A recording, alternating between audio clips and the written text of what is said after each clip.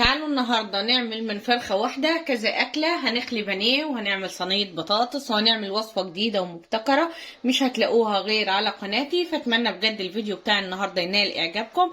لو عجبكم الفيديو لايك وشير للفيديو، ولو لسه بتشوفوا قناتي لاول مره اتمنى تشتركوا في القناه وتفعلوا زر الجرس للكل عشان كل ما انزل فيديو يوصل لكم. وتعالوا نسمي بسم الله ونصلي على رسول الله ونبدا في الوصفه بتاعتنا. اول حاجه هنعملها النهارده مع بعض في الفيديو هنقسم الفرخه بتاعتنا. اول حاجه هنبدا نخلي بانيه. فعشان تخلي بانيه بطريقه صح، بصي بتبداي الاول تشيلي الجلد كده من فوق بالطريقه دي، تخليها كويس قوي. انا لسه طبعا ما غسلتهاش، بعد ما اخليها هقطعها وهنضفها بالمره وهنقعها في المحلول بتاع النقع بتاع الفراخ. زي ما انتم شايفين الفرخه كده ليا، فببدا بصي بتبداي تمشي على جنب واحد، يعني ما ينفعش تفضلي رايحه جايه كده بالسكينه، هتبهدلي الصدر وهتبهدلي اللحمه. بصي اول حاجه بتنزلي بالطريقه دي مع العظمه اللي فاصله هنا في الصدر، بصوا. وبتبداي بقى تحددي. بصي بعمل ازاي، باخد اللحم من على العظم بخليه كويس قوي، مش هبص الاقي نفسي هدرت الصدر واللحم كله لسه مع العظم. شايفين الجمال اهو.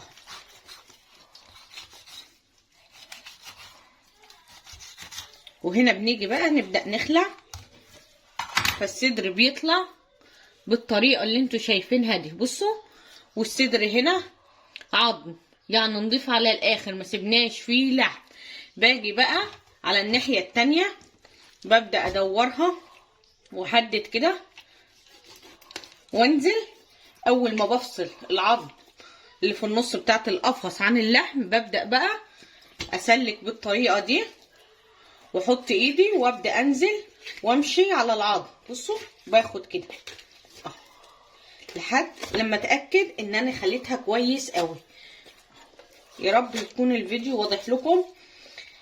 طريقه خلي البانيه في البيت بجد، يا ما تجيبي فرخه بتبقى بركه عما انك تروحي تشتري البانيه لوحده وتشتري الوراك لوحديها والهياكل لوحديها. النهارده بقى من فرخه هنطلع كذا اكله. نبدا نخلي، شايفين منتهى السهوله طلعناه والصدر معانا نضيف جدا، بصوا ما فيهوش اي حاجه.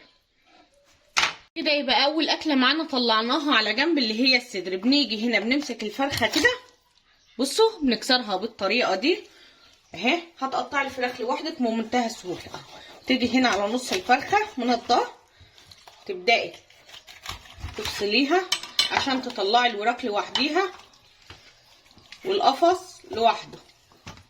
ادي اول وركين بنبدأ بنيجي على الوركين وفي النص هنا بتحددي.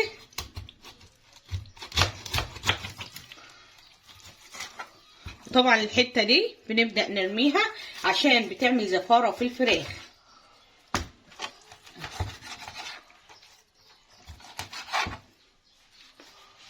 فايدة انك تجيبي فرخة كبيرة، الفرخة كبيرة بتفرط معاكي، بتطلع كمية من البانيه. كمان الوراك لما بتستوي شايفين ما بتبصيش تلاقيها ايه كشت معاكي، لا بالطريقة دي. يبقى بنيجي هنا دبوس عن المحارة، نبدأ بعد على طول منتهى السهولة. ودي تاني أكلة معانا. بنيجي بقى في اي بوله ببدا اشيل الفراخ بالطريقه دي عشان هبدا اغسلها، وبنيجي نبدا نخلي كمان الصدور. تعالوا بقى دلوقتي نبدا نخلي الفراخ مع بعض. هنعمل النهارده من الفرخه دي هنعمل بانيه. احنا صدور الفراخ هنعمل منها كذا وصفه، بس النهارده الفرخه بتاعتنا هنعمل منها صدور البانيه. بنيجي كده بصي الموزه اللي بتبقى لوحديها دي بتبداي تحددي اهي، بصي وشوش خالص. شايفين طلعت معايا بمنتهى السهوله. خدت الحته اللي جنبيها ببدا افصلهم الاتنين بالطريقه دي ويطلعوا معايا على طول ايه حتتين. وباجي هنا على باقي الصدر، بصي بتبداي تحددي وبتنزلي. حاولي تخلي ايدك ميزان انتوا بتقطعي. انا ما بحبش اجيب البانيه جاهز من بره، يعني ما بحبش اجيبه من عند الفرارجي شرايح بالطريقه دي، لا بحب اخليه في البيت لان بطلع الشريحه زي ما انا عايزه. شايفين الشريحه متماسكه وجميله جدا. بصوا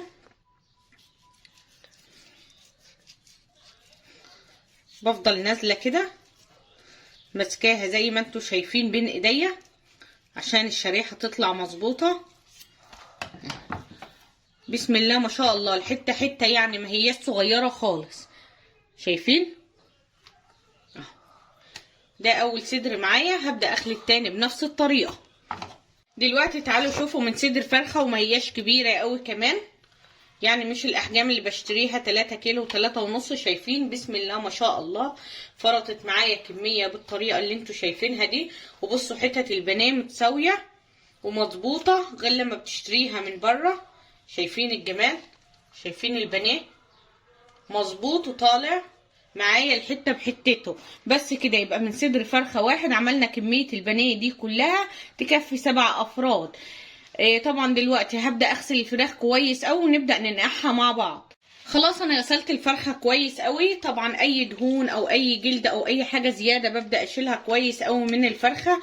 برضو الطبقه اللزجه اللي بتبقى بين الجلد وبين اللحمه بتاع الفراخ لازم تتخلصي منها. الحتت دي بتبقى فيها حاجات لونها بني برضو لازم تشيليها. وتنضفي الفراخ كويس قوي من بره. بعد كده ببدا بقى انزل على الفراخ عشان محلول النقع بمعلقه كبيره من السكر، معلقه كبيره من الملح، حبه من الخل بالطريقه دي، وبنزل بليمونه. وطبعا ببدا ارمي القشر معاها. هو ده محلول النقع عشان تتخلصي من اي زفاره. بتسيبيها نص ساعه، بتسيبيها ساعه زي ما انت حابه. المهم انك انت تنقعي الفراخ عشان تتخلصي من اي ريحه زفاره فيها. طبعا بعصر الليمون وبرمي القشر معاها وببدا اديلها تقليبه بالطريقه دي عشان السكر والملح معايا والخلطه تتوزع كويس قوي على الميه. ودلوقتي طبعا هسيبها لمده ساعه وبعد كده هبدا اشطف الفراخ تاني. وكده الفرخه خلاص بعد ما نقعناها كويس قوي شطفتها وسبتها هي مصفت ميتها. وكده من فرخه هنعمل كذا اكله. الاكله بتاعت النهارده من صدر الفراخ هعمله بانيه بالطريقه دي. صدر الفرخه مع انه مش كبير قوي طلعت منه 10 حتت بانيه. الحته سمكها حلو مظبوطه، خليناها بطريقه سهله ما خدتش وقت خالص معايا زي ما انتوا شفتوا طريقتها. اتمنى تخلوا الفراخ في البيت، هتوفر معاكم كتير عما تشتروا البانيه من بره. طبعا طلعنا من الوراك النهارده هنعمل منهم صينيه بطاطس بالفراخ طعمها جميل جدا. صدر الفرخه ده احنا مش هنسلقه ونرميه ناخد الشوربه، لا ده احنا هنطلع منه وصفه احلى طبق جنب حبه ملوخيه. بجد الوصفه هتبقى اكتر من رائعه. انتظروني في وصفات كتيره جدا للفراخ هنزلها لكم عشان تجربوها في رمضان. وصفات جميله جدا لسفرتكم، هتستفيدوا بكل حاجه من الفراخ.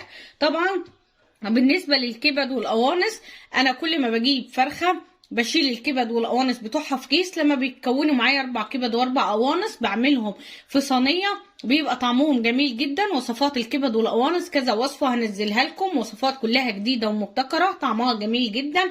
لو انت مبتدئه هتقفي في المطبخ بكل ثقه. ورجلين الفراخ الناس زي ما انتوا شايفين انا مش من الناس اللي بتحبها طبعا، بس هي لما بتتحط مع الهيكل في الشوربه بتخلي الشوربه دسمه.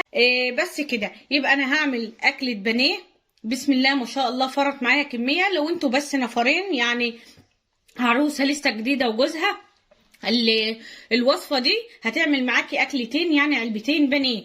وعندك هنا اكله فراخ صينيه بطاطس، وعندك هنا هنعمل منه اكله والكبد والقوانص اكله. فكده من فرخه عملنا 4 اكلات. هتمنى بجد تكون وصفتي للنهارده عجبتكم. لو عجبتكم الوصفه لايك وشير للفيديو وانتظروني. هنعمل مع بعض هنتبل البانيه ونعمل احلى وصفه بانيه بكفر متماسك وتتبيله ممتازه وهتعمليها بسرعه الصاروخ. وصينيه البطاطس انا نزلتها لكم في القناه، هنزل لكم اللينك بتاعها في صندوق الوصف. وانتظروني في اكله جامده جدا من هياكل الفراخ. هنعمل احلى طبق من الهيكل بتاع الفراخ. فاتمنى بجد قناتي لو عجبتكم تدوسوا اشتراك للقناة وتفعلوا زر الجرس للكل عشان كل ما انزل فيديو يوصل لكم. واهم من كل شيء صلوا على رسول الله.